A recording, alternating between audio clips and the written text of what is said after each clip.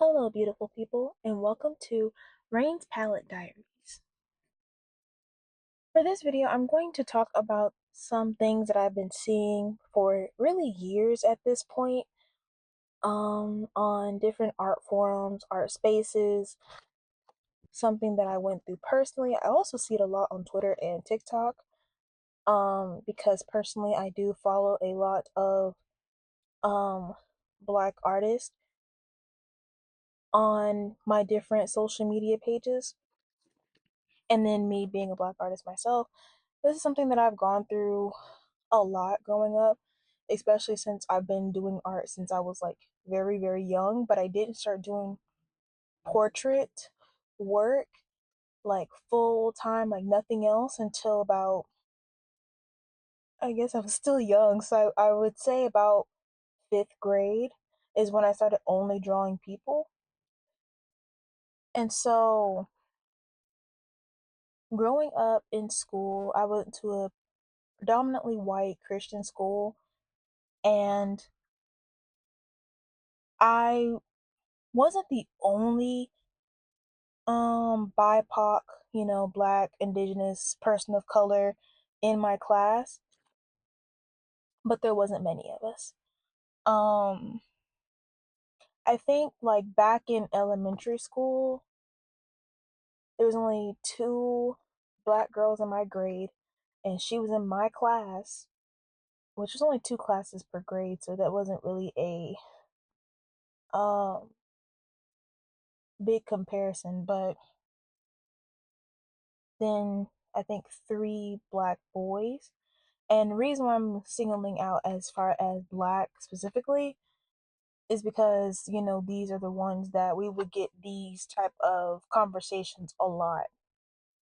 Um versus anybody else in our class, because of um with two of us in this class choosing to be artists, and we were very good. We were very good for our age. We got this question a lot. And even as we got older, I do think that my friend at the time, um I think those comments started to get to her, to where she slowly stopped drawing what she wanted to draw because the comments got to her so badly. And so that question and comments are related around, why do you only draw black people? And my art teachers, I had two art teachers um growing up in this school, because I was at this school from third grade to till I finished my junior year. This school was preschool to 12th grade, which, I am not going to lie, it was really stupid for me to switch schools my senior year, because I really had no friends that I graduated with by the time I graduated high school, because I graduated high school during COVID. So I didn't even meet anyone in my class that whole school year. Anyway, back on topic. Um, so I want to say it was about maybe somewhere in middle school that I chose to start drawing primarily black people, because I always would look at our work whenever we would have it displayed.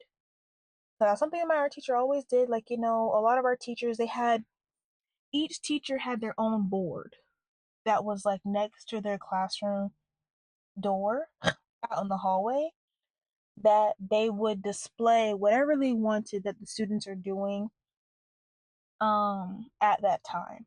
So sometimes some teachers would have the students decorate the board together, or they would just put up students' artwork or student work or different things like that. So my art teacher, she always put up our artwork, but she had two boards. She had one right alongside her classroom door, and then another one that was in the main hallway by the cafeteria. So she was always putting up artwork all the time for different classes. And whenever I would see the artwork, it would literally only be like in the beginning of my middle school, it started to shift a little bit as I got through high school. But starting out, whenever I made this decision, this conscious decision, was when I was early middle school. So during that time, I would it would only be like portraits of white people or horses, and it I don't want to say like it bothered me. Maybe it did, but it was just another time that I felt underrepresented in the school, because even though like with all the different colored um BIPOC students that were going to the school that mostly filled up a lot of their different sports, whenever it came down to like the school website, school yearbook cover, or anything like that, it was always the white students that made it to the front page, the white athletes that made it to the front page, the white artists that made it to the front page. And even me myself, I always wondered why they never wanted to take my picture whenever it came down to putting my pictures on the website or putting my picture on the yearbook in the yearbook for cuz for artists that won in school. um because that's something that I was well known for in the school, was going to art competitions and winning, and going to singing competitions and winning, because that was something that we did multiple times a year, was enter into art competitions and singing competitions. Like this school was not shy about pouring into its arts program, which that's something that I was very thankful for always, but it definitely had its flaws. So even though like I would always be winning like for regionals and going to state competitions, and a couple of my pictures I went to nationals and came back winning second or third place in nationals for my grade level, and they would always take a picture of my artwork but never with me in it. Like they wouldn't take a picture of me alongside my artwork whenever they posted that a student won this one pictures, um like they would have like a whole page inside the yearbook of different students that won different contests, whether it was an academic contest, art contest, sports championship. They would have like 2 pages in the yearbook dedicated to it, and they would have the students pictures with it. But for me, they never put me in the yearbook or in the online on the website with my picture, and it was something that always bothered me. I will never forget that I was asked by my art teacher in middle school. No, I'm sorry. I was in fourth grade. Fourth grade. That my art teacher asked me back then to draw a nativity set, a nativity scene for Christmas. Which, if you don't know what that is, a nativity scene is the Mary, Jesus, and Joseph scene with the lamb, the three wise men, and everything, like with their gifts, um like what they have outside of churches during Christmas time. um I was asked to draw that to put out in the hallway during the Christmas time, and I mean, I couldn't make a big deal out of it as a kid. I was, about 8 years old in third grade. Um, but I never got that picture back. And then, I mean, I still never got my picture back. My mom used to go to school asking about it all the time, and they would always say, "Oh, it was misplaced," da da da. But they still had record of it in different parts of the school.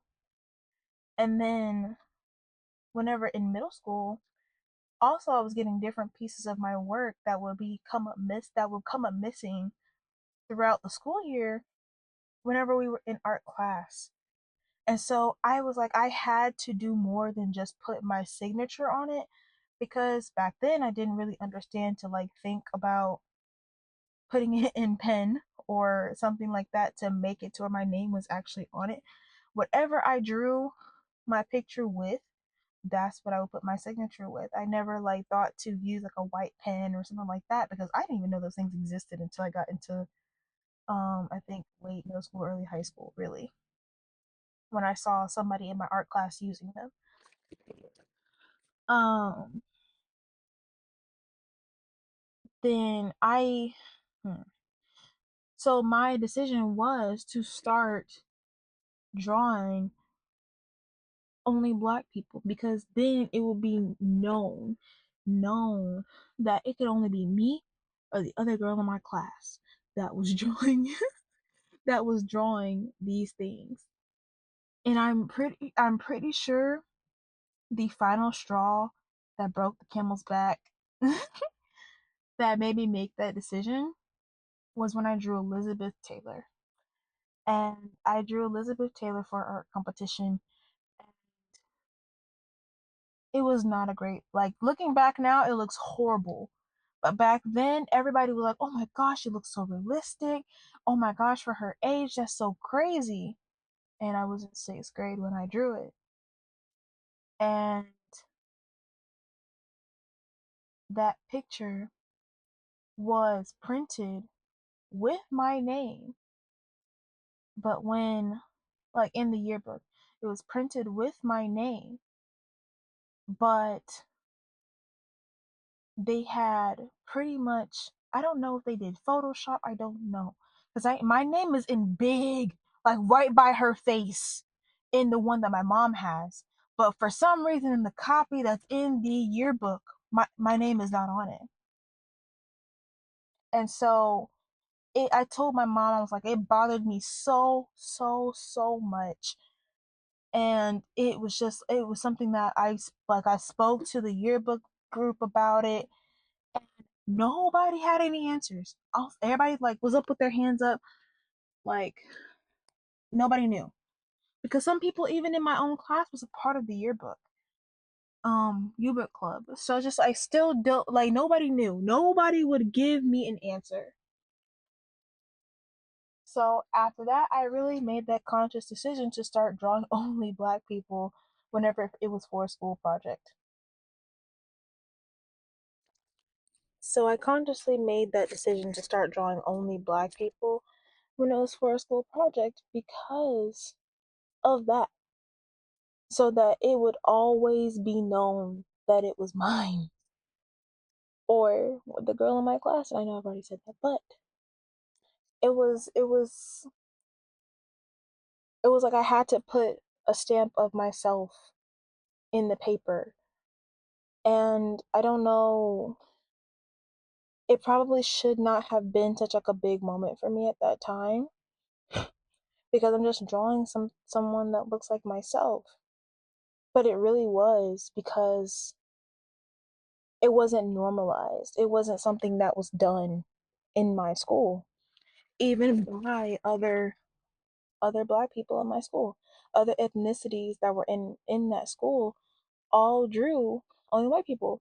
But once we got to like high school, um and it, like, I don't want to say that, middle school is when drawing anime was becoming like really popular. So like there were some people in the class that would start to draw East Asian um people, especially like Korean or Japanese, Chinese people in our class, but it was still very few. But it was always, at that point, it was always either a white person or Asian, East Asian person. And so even then, I'm still getting scrutinized for drawing someone that looks like me. I can't tell you how many times I got asked, why did I choose to draw a black person? And what was my political stance with that? What type of stance was I trying to take with that? Like, was it a rebellious stance, or and I really would sit there, look dumbfounded at my teacher. It was just like a rebellious stance or political. Like, what do you mean by political? Because I drew a woman with an afro, that was political. And at that point I was like, yeah, I'm definitely making it political at this point. So, because when she asked me that, I was just like, whoa, you really just asked me if that was political. So at that point I drew a black woman with that was looking angry, and we were supposed to draw different colors. We were supposed to use complementary colors somewhere in the drawing. And so I in her afro, I sectioned out her afro into six different sections, and the back in one section the background was like bright red with a black fist in the middle, and that was in the middle section, like the section was right above her forehead. And I think I was like a freshman when I did that. um so even then it still, like, she always gave me the side eye. So I don't know, maybe at that point after her asking me that, that's what made me start becoming more rebellious about it. um I didn't even want to, um I didn't even want to conform. I didn't want to try to conform because I feel like being at that school was really what gave me a lot of my personality and my stance. Because one thing for sure is that with the church I used to go to, before, realizing my religious beliefs now, um, the programs that my mom had me in, uh, and my mom herself, she was always someone that was big on Black history and telling the correct history. So when I was younger, we used to do all types of, like, I was very questionative. I don't think that's a word, but I was I was always asking questions, and she we would look it up in the encyclopedia, um in the dictionary, in a book, whatever. And then I also had a teacher like that. The only Black teacher I have ever had at that school, she was the same way. We always had Black history projects. If I sound sick, it's because I am.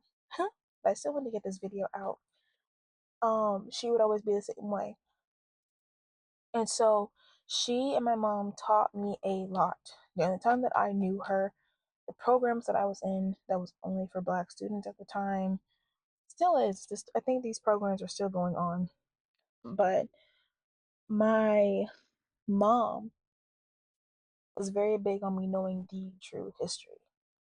And so that was something else that I was also very rebellious about. That I didn't want to conform. I always asked questions, I always called out the book was lying. Because one thing for sure about our history books is that they never told the real history for a lot of different things. It was very watered down, and it was very many things that was always glossed over and never gone in depth about that were really important to me. And also things that was just completely not right. And so, and I know they're not right because these are things that I did research on as a child with my mom. Um, and so my teacher, history teacher, we used to always get into arguments, debates, and all types of things. And she always told me that I need to be a lawyer because I was so argumentative, and I was always so ready to debate her on anything. And I told her, I was like, I don't want to be a lawyer. I just don't like hearing people lie about things, and that got me in trouble. I don't like hearing, I don't like hearing lies on things that I know are not true. And then it's like, okay, if you don't know that they're not true, you should be willing to find out that what the truth is, because that's the way I always do things. And I'm not saying that everybody has to be the same way I am, but if I don't know something, I'm always gonna go find the answer. And if I don't know something, I don't know the truth about something, and I find out that like the real answers, I'm more willing to be open about it once I see that there's actual facts and um proof backing what the forthcoming truth is. So once I see that there actually is proof behind it, I would be more open to taking that and saying like, yeah, I was wrong and I didn't know. And I just wish a lot more people would be that way. Shoot, even I have my moments. I really do. I really do have my moments where it's just like, no, I don't believe that. To things that I could be biased about. But I feel like that's human nature. And I have my times to where I really don't want to admit when I'm wrong, but for the most part, I try to admit when I'm wrong. And so I said all of this to say, you heard me go on my tangent rant. I said all of this to say that basically things that I have been seeing nowadays on different forums, different social media about why black artists draw black people, or when other white people or other non-black people complain about white artists drawing black people, I always see those type of questions, and it's something that it really hits home for me. So it was still a little bit of a trigger for me, I guess. And I needed to talk about it. I needed to get it out, really. This is my palette diaries for a reason.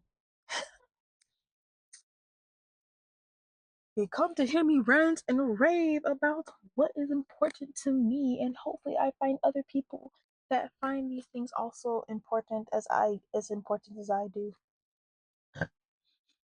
It would be really nice. But I also have questions about these things too while we're still here, because I don't want to say bye yet. So while we're still here, why is it a problem when black people draw other black people? Or why is it a problem when um other ethnicities decide to, like, races or ethnicities decide to draw a black person more so than others? I don't see as much criticism if it's like a one off or a couple times. But if a person makes a conscious decision to only draw, like to mostly draw or only draw a black person, I am trying to figure out why is that an issue, especially if that person is a black person themselves. Every everybody gets to draw people that look like them and don't have really much backlash unless their anatomy is wrong or their color palette doesn't match. It's really rare for them to actually get anything about drawing a white person. And it's honestly it's harder to draw darker skin. It is. The undertones are different. Um our skin reflects light completely differently than that of someone who is of a paler complexion. Our skin our skin levels are different. The saturation, what you use is completely different. And there's reasons for that.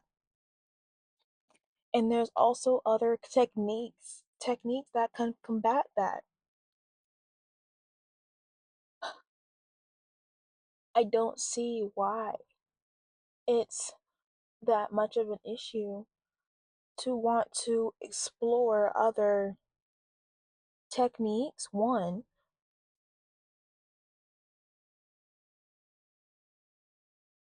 color palettes, two, and three, just other features, other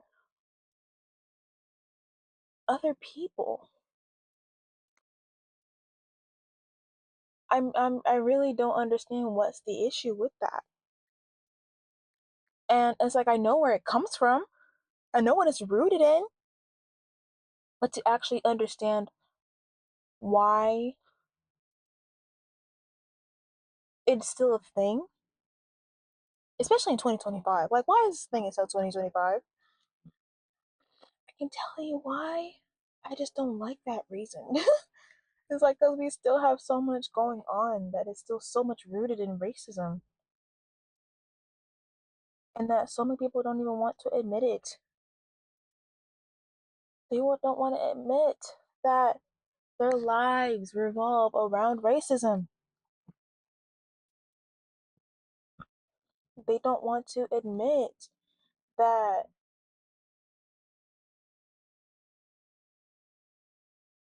their whole entire beings revolve around racism, and that it literally shapes so much of their worldview that they're willing to die on that hill. Artists or not, artist or not, they are willing to die on that hill, and it's so sad that you can't be so much more accepting of other groups of people. So much so that it even bothers you to see someone else draw a different race than you. That you like that your race has to be the center of attention at all times. That even just seeing a different race be drawn on social media is a bother. Like you can't find thousands, if not millions, of other artists that draw only white people. And shoot, they don't, there's no issue with that, really. It really is no issue with that because if they draw what they, who looks like them, why should that even be an issue? If a Hispanic person only wanted to draw Hispanic people under the diaspora, why not? East Asian people draw themselves all the time. Why not?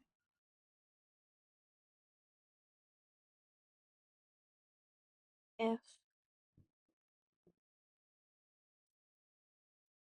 a sub Saharan person wanted to draw themselves on every canvas surface that they could, I don't see an issue with that.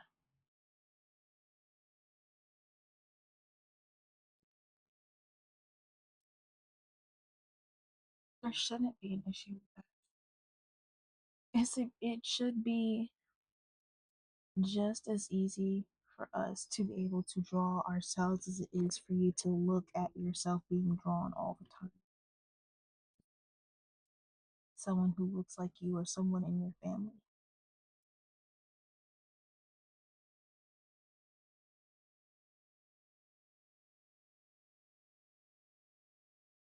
You want to fight racism? Fight racism by not being racist. It could be as simple as that. Fight racism without being racist. And then everybody wants to like, don't make everything about race. But then they do that exact same thing. They do that exact same thing in other on under other forums. If black people want to talk about black people, let us talk about black people. Shoot, don't not even let us. We will talk about black people. We will talk about ourselves amongst ourselves. If you happen to find yourself in the conversation, you really just need to remove yourself from it. We don't come into white spaces or Muslim spaces unless you are a black Muslim. That's different. But for the most part, we don't come in, you know, other spaces of non black people and insert ourselves unless we are part of the same ethnic group. That's different. Race and ethnicity are different. That is different. Race, ethnicity, and religion, all different. Just making sure to put that out there. And nationality. That's another one. All different. But where black spaces are, that's where black spaces are.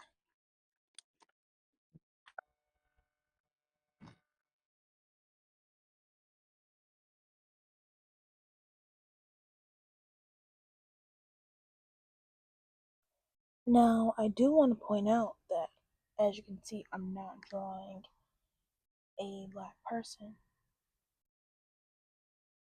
in this video, but I do draw black people or black adjacent creatures. Creatures that don't have the necessarily same skin tone but have black features. Like, for instance, in this video, this character is a character of mine from whenever I was inspired by Steven Universe to make different um, crystals, stones into characters. And honestly, she's been my OC since about, I think, the ninth or 10th grade. And this is Moonstone. And I was going on a tangent of redrawing some of my old characters in my new sketchbook at the time. Because this video is actually pretty old. I did this video last year whenever I was in school. And I'm just getting around to actually finishing the editing process.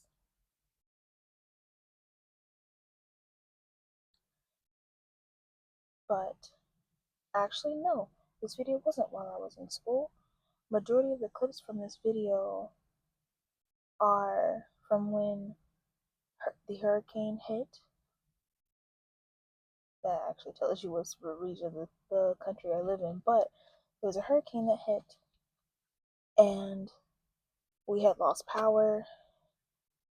And so me and my family, we were all staying at my grandmother's house during that week that we were out of power. And so I had brought my art supplies with me because, what else was I going to do? And I had my little battery powered lamp in order to um, finish the video, which is honestly, that's why in the beginning of the video it looks kind of dim and everything, but towards the end, the brightness and everything gets brighter. Like in these clips right now, it looks brighter. It's because the power had cut back on by then. Because I was doing this page for spurts of time throughout that week, and then I finished it off at Panera.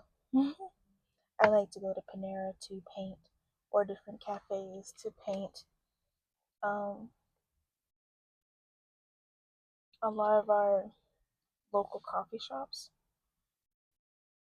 are changing their layout to where you can't just sit in there for forever, or it's not enough room for you to be able to sit in there and do like homework or work. I guess people are not wanting, I guess the owners or whatnot are not wanting us to stay for too long. So I go to mostly like Panera I do try other cafes from now every now and then, but it's kind of uncomfortable to sit there for hours on end. So, mm.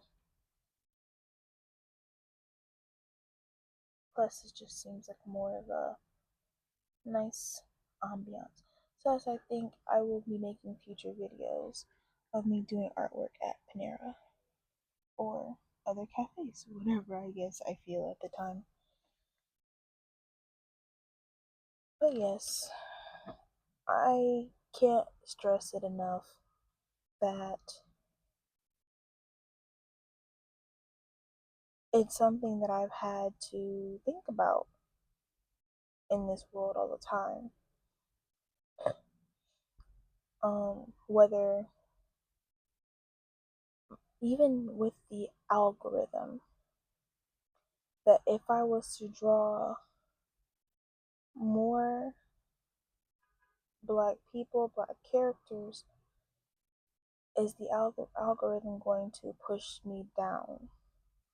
Because honestly, I don't know if anyone else ever notices, but I know it gets talked about a lot that black creators are not paid or seen as easily as other races of people when it comes down to different platforms like YouTube, TikTok. Like, I didn't start finding more black artists in my social media algorithms until I found some on TikTok by going through the black artist hashtag. And then I became mutuals with a lot of them that I found because we were all small creators trying to grow. And then over time, that's when my feed started being more curated to other artists that look like me. And I do follow artists of multiple different backgrounds, but still wanting to see that representation of other artists that look like me, like, is this a path that most of us are taking?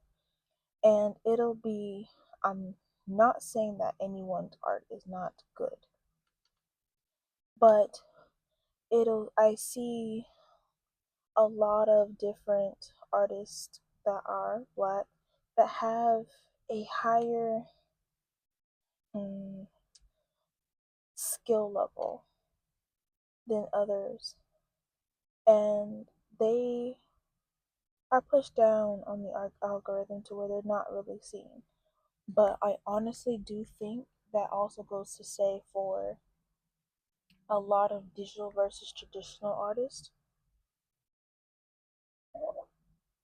or certain mediums of art are seen and focused on a lot more and digested easier than other mediums. And I guess it technically would be the market for it. Like, digital art is very saturated, and so a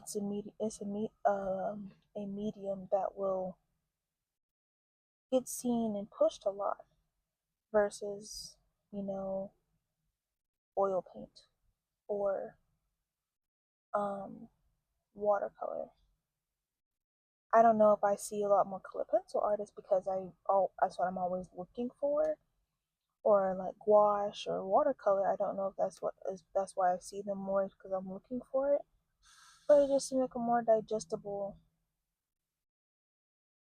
form of media that people gravitate to because maybe it's the bright colors and everything. I'm not sure, but I will be having a video that is more dedicated to that later because I do have a lot of different thoughts on that. Very, very lots of different thoughts on like the traditional versus digital um space, I guess. But anyway, but yes, I have to wonder if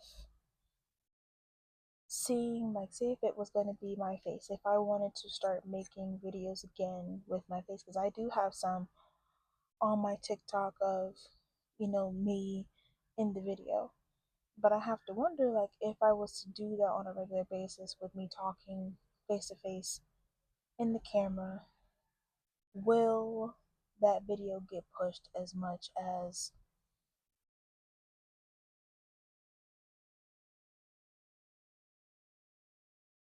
other groups of people? And I don't even mean to keep taking pauses when I say that. I just, you know, I don't want to exclude or sound like I'm trying to focus on one necessary group, because not just one. But, it's very much an abundance of one versus the other.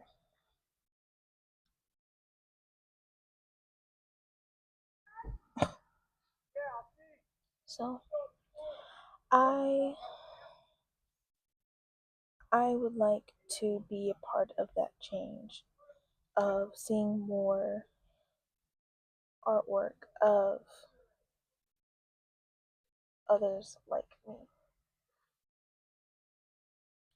And eventually, I know the artwork that I'm going to be posting within the next few videos won't portray that, because they're all older videos that I just am starting to actually edit, that I've kept for so long. But I do want to start making my art portray more of emotion and not just be character work or anything like that. Even though this is something I do enjoy creating new characters and storylines behind the characters, because honestly, I do want to show like a compilation of all my crystal characters, just like talk about their backgrounds. I don't know if that's something that anybody would be interested in, but because I have so many of them, it would be something that I would enjoy doing. So I think I may make that type of video in the future,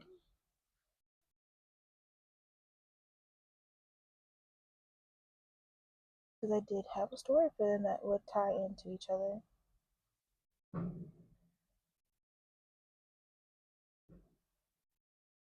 And actually, now that I think about it, the next few videos that I will be posting, even my digital art videos, they will all be characters from this story. So, whoops, I didn't even realize that until just now. But yes, thank you for coming to my rambling session, and I hope you enjoyed the video.